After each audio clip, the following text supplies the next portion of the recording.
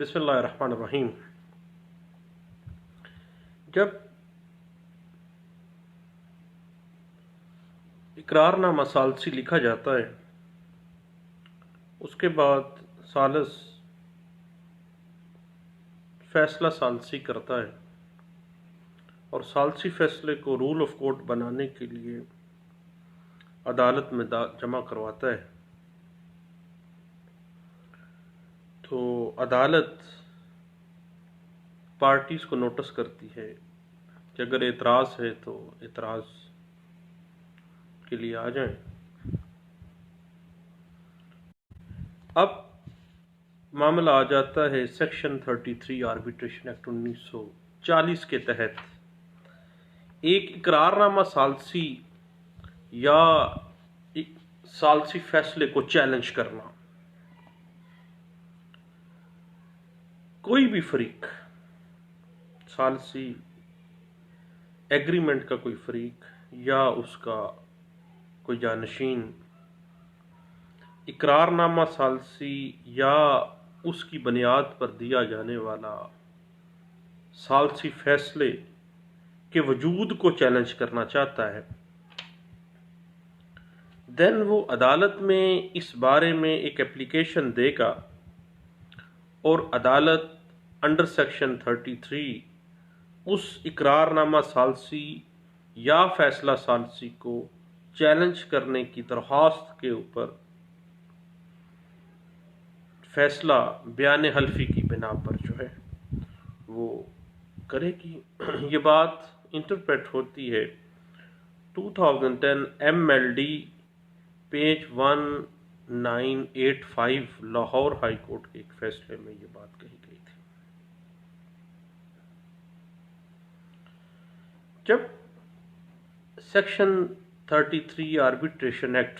1940 کے تحت اقرار نامہ ثالثی یا ثالثی فیصلے کو چیلنج کرتے ہوئے اس کو منسوخ کروانے کے لیے اپلیکیشن دی جاتی ہے، تو اگر عدالت مناسب سمجھے تو اس درخواست پر ثبوت کے بعد دلائل سماعت کر سکتی ہے اور مزید تفصیلات کے لیے آرڈر کر سکتی ہے۔ سیکشن 33 کے تحت جب اقرار نامہ ثالثی یا فیصلہ ثالثی کی منسوخی کی اپلیکیشن دی جاتی ہے تو اس کا فیصلہ بیان حلفی کی بنا پر ہوگا۔ اب یہ عدالت کی اپنی ڈسکریشن ہے کہ وہ بیان حلفی کے ساتھ ساتھ کوئی اور ثبوت بھی مانگ سکتی ہے۔ یہ بات انٹرپریٹ کی گئی تھی PLD 1970 supreme court of Pakistan کا فیصلہ ہے، پیج 47 کے اندر اس کو انٹرپریٹ کیا گیا تھا۔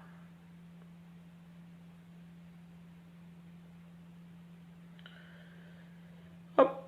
ایک اقرار نامہ ثالثی کو چیلنج کرنے کے لیے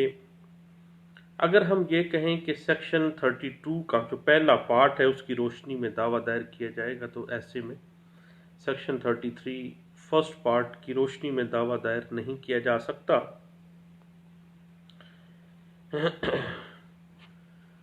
اور دوسرے حصے کے تحت اقرار نامہ ثالثی کو منسوخ کروانے یا ترمیم کروانے کے لیے بھی کوئی اپلیکیشن جو ہے وہ موو نہیں ہو سکے گی۔ البتہ انڈر سیکشن 33 آربیٹریشن ایکٹ 1940 منسوخی اقرار نامہ ثالثی یا منسوخی فیصلہ ثالثی کے لیے درخواست انڈر سیکشن 33 آربیٹریشن ایکٹ 1940 جو ہے وہ دی جا سکتی ہے۔ یہ بات انٹرپریٹ ہوتی ہے 1992 SCMR پیج 65 کے اندر، اور یہ بات ریوائز ہوئی 2013 CLC پیج 799 کے اندر اس کو انٹرپریٹ کیا گیا تھا۔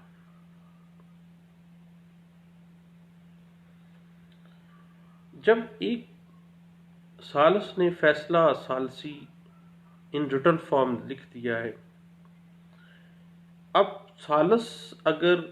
اس ثالثی فیصلے کو عدالت میں نہیں لے کے آیا، کوئی پارٹی لے آئی ہے، دین بھی عدالت اس کی لیگل ویلیو کو دیکھے گی کہ کیا یہ جو فیصلہ ثالثی دیا گیا ہے وہ اقرار نامہ ثالثی کے مطابقت رکھتا ہے یا اس تنازع کے متعلقہ ہے جس تنازع کا ذکر اقرار نامہ ثالثی میں کیا گیا ہے، اور اقرار نامہ ثالثی میں اپوائنٹ کیے جانے والے جو ثالث ہیں ان کو جو اتھارٹی دی گئی ہے ثالثی کی، وہ کیا اس تنازع کے متعلقہ تھی اور اسی تنازع کے پیش نظر فیصلہ ثالثی کیا گیا ہے۔ یہ بات انٹرپریٹ کی گئی تھی P L D 1982 Karachi high court کا ایک فیصلہ پیج 778 کے اندر اس کو انٹرپریٹ کیا گیا تھا۔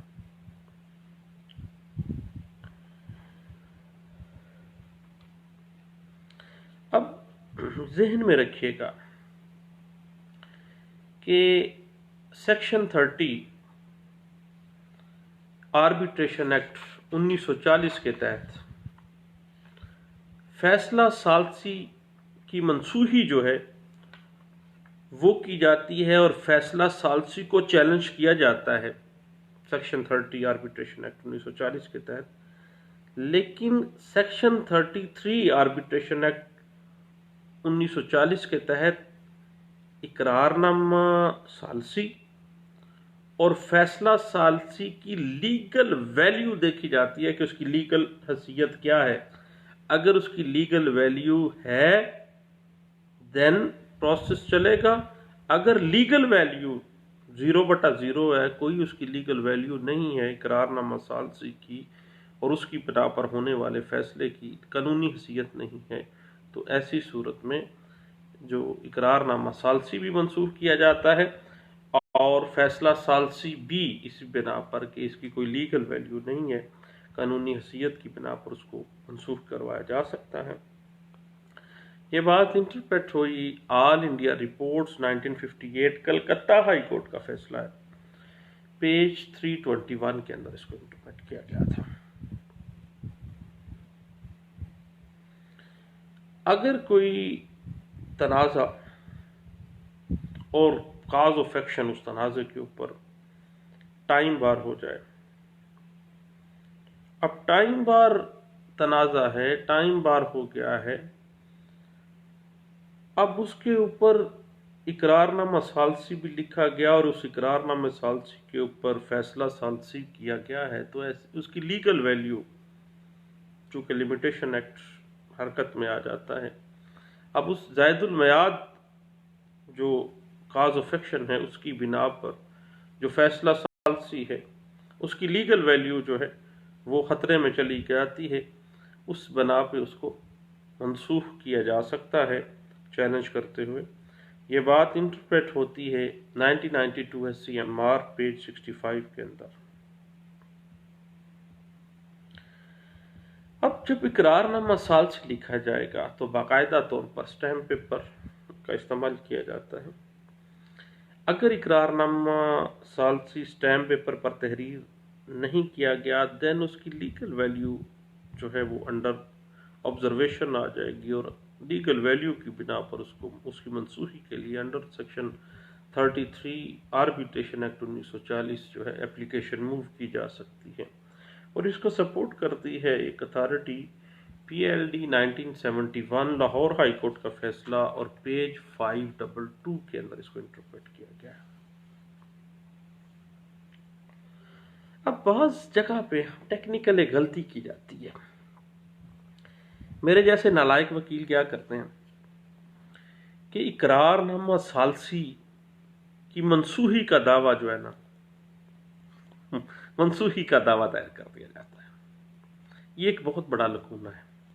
بڑے عرصے کے بعد پتہ چلتا ہے کہ دعویٰ اقرار نامہ ثالثی جو ہے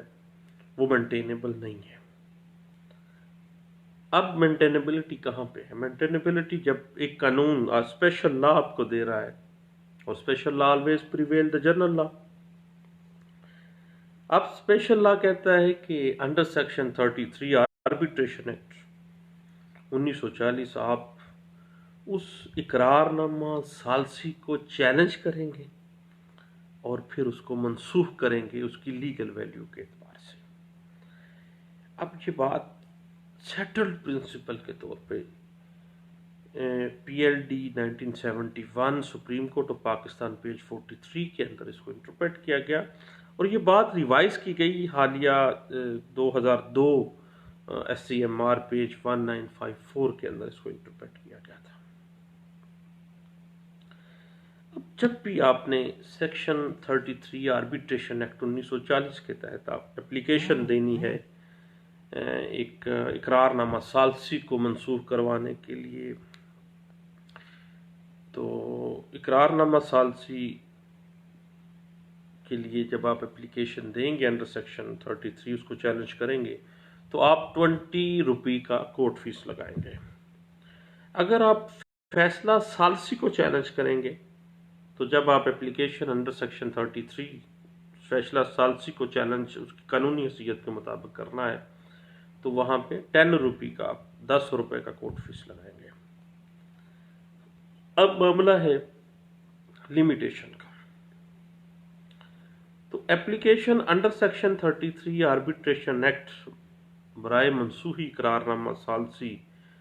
और फैसला सालसी की मनसूखी का, इसकी एप्लीकेशन के ऊपर आर्टिकल 158 लिमिटेशन एक्ट 1908 अप्लाई होगा और 30 दिन इसकी लिमिटेशन है और लिमिटेशन नोटिस से होगी। अब जब फैसला सालसी अदालत में पेश हो जाता है उसके बाद नोटिस जारी होता है तो 30 दिन के अंदर अंदर ये एप्लीकेशन जो है वो मुतासरा पार्टी ने फौरी तौर पर अदालत में देनी है, जमा करवानी है और चैलेंज करना है इकरारनामा सालसी को और चैलेंज करना है उन लीगल ग्राउंड के ऊपर फैसला सालसी को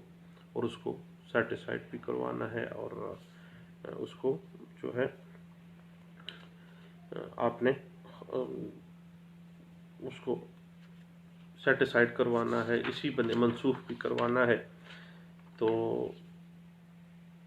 ये बात सेटल्ड प्रिंसिपल के तौर पे सिविल लॉ में लिमिटेशन इसकी है। आर्टिकल 158 लिमिटेशन एक्ट 1908 30 दिन इसकी लिमिटेशन है और ये जो काउंट डाउन है वो नोटिस से शुरू होगा। जिस दिन नोटिस हुआ है फैसला सालसी अदालत में जमा करवाया गया है और पार्टीज़ को नोटिस आ गया, 30 दिन के अंदर अंदर पार्टीज़ ने फौरी तौर पर application under section 33 arbitration act 1940 जमा करवानी है।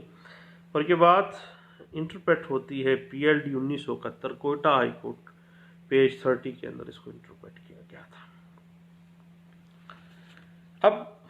बात आ जाती है सेक्शन 30 की। अब सेक्शन 30 के तहत फैसला सालसी मंसूख तो होता है जब सालस बदनवानी का मुर्तकिब हुआ है, जब फैसला सालसी अदालती हुक्म को नज़रअंदाज करते हुए किया गया है,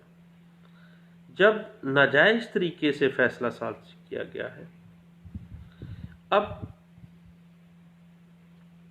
सेक्शन 33 के अंदर जो मनसूखी करारनामा सालसी और फैसला सालसी की बात हम कर रहे हैं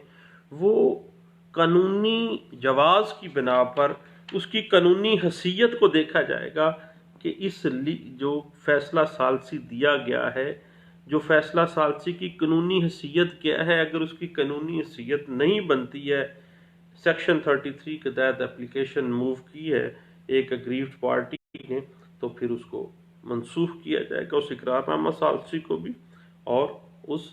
फैसला सालसी को भी। ये मेन फ़र्क है कि यहाँ पर कानूनी हैसियत का तज्ज़िया किया जाएगा जबकि वहाँ पर बदनवानी का अंसर सामने आ जाता है। तो ये चंद बातें थी सेक्शन 33 आर्बिट्रेशन एक्ट 1940 की एप्लीकेशन बराए मंसूखी करारनामा सालसी व फैसला सालसी के हवाले से।